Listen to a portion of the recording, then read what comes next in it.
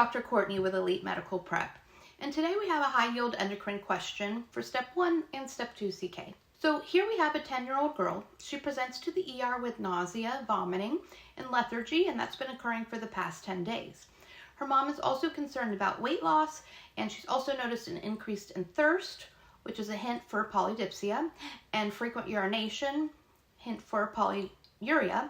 And then further history reveals the patient had a URI, but it resolved about 2 weeks ago. So now the question is asking, based on this presentation, what would we expect in this patient? So in order to address these lab imbalances, we really need to address what's going on with the patient.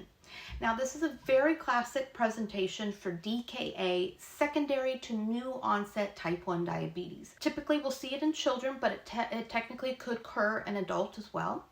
And so we have a lack of insulin, and that's preventing glucose from entering the cells. And so that's going to lead to an uncontrolled burst of lipolysis and ketogenesis, and there's going to be a buildup of ketones in the blood, and that's going to result in a high anion gap metabolic acidosis. That's important because that's your D and your MUDPILES mnemonic. Now let's look at the individual labs. We'll take CO2 first. So because we have a metabolic acidosis, the body's going to compensate by hyperventilating, and this is known as Kussmaul's breathing. This is fast and deep respirations as the body's attempt to blow off the CO2, blow off the acid, lower the serum acid levels, and hence we'd have a decrease in CO2 with this patient. Serum potassium might be a little bit trickier. I also want you to take special note that this question is asking for serum potassium, not total body potassium. We would actually expect a depletion of total body potassium due to osmotic diuresis, but here we're actually going to explain an increase in serum potassium. It's actually due to two mechanisms. So we know that insulin deficiency is going to prevent potassium from entering the cells. So hence it's going to build up in the serum, and it's going to lead to an increase in serum potassium levels. Then there's the acidosis, and that's going to cause a shift where the body's going to try to move the hydrogen ions out of the serum and into the cells, and that's going to force out a potassium into the bloodstream, and that's the body's way of lowering the hydrogen levels by taking it out of the serum and doing an ion exchange for potassium. But now we see that potassium is further increased due to this mechanism as well.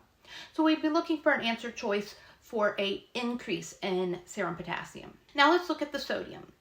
Because there's an increase in solutes in the blood, so that's from the hyperglycemia, all that blood sugar in the blood, we see an osmotic shift. So water is going to be pulled into the bloodstream, and this increase in water in the bloodstream is actually going to cause a dilutional hyponatremia.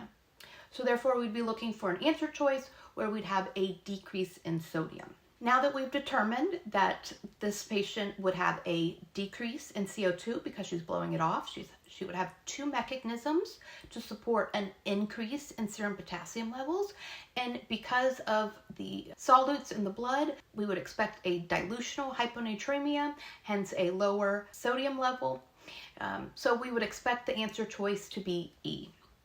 Now, DKA and lab derangements in general can be very high yield for the exam. So I hope this was helpful. If you guys have any questions, please feel free to drop them below.